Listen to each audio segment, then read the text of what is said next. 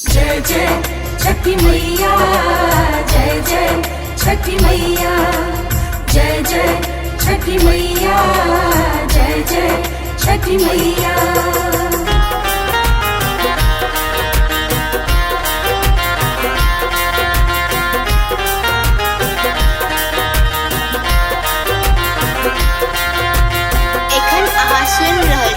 लोक कला केंद्र के प्रस्तुति।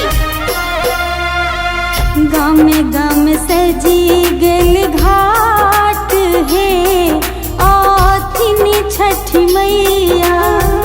गाम गाम सजी गेल घाट है आथिनी छठी मैया। बाजै छै साज बाज है आथिनी छठी मैया। बाजै छै साजबाज है आथिन छठी मैया। गाम गाम सज गेल घाट है आथिन छठी मैया। गाम गाम सजी गेल घाट है आथिन छठी मैया।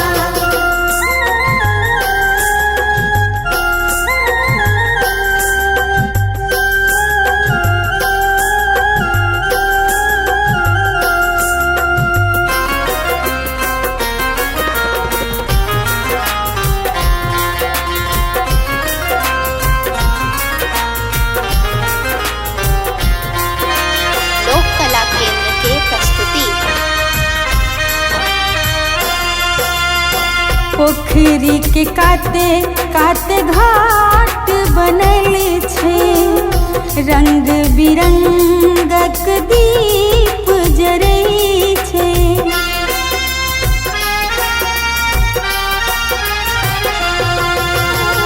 पोखरी के काते काते घाट बनल छे। रंग बिरंगक दीप जरै छे।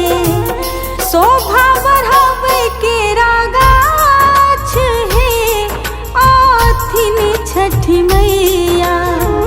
शोभा बढ़ावे के गाछ है आथिन छठी मैया। गाम गाम सजी गेल घाट है आथिन छठी मैया।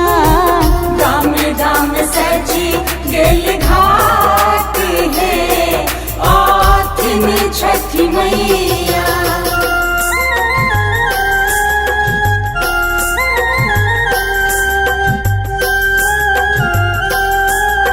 लोक कला केंद्र के प्रस्तुति।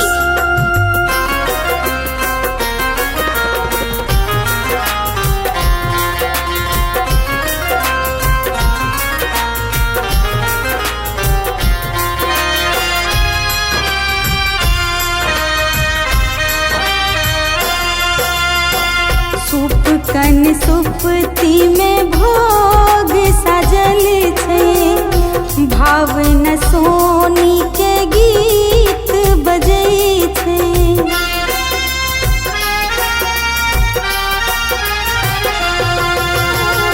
सूप कन सुपती में भोग सजल छे। भावना सोनी गाबी कहै छे। जल में बरती ठाढ़ है आथिन छठी मैया। जल में बरती ठाढ़ है आथिन छठी मैया।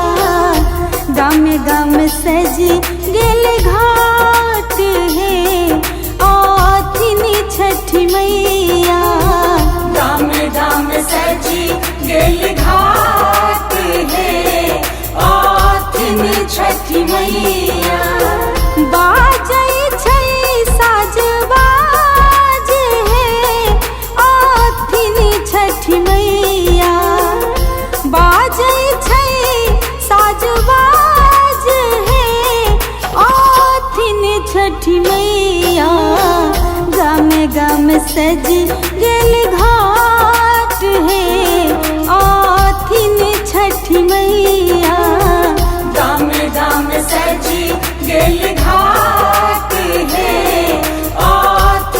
छठी मैया।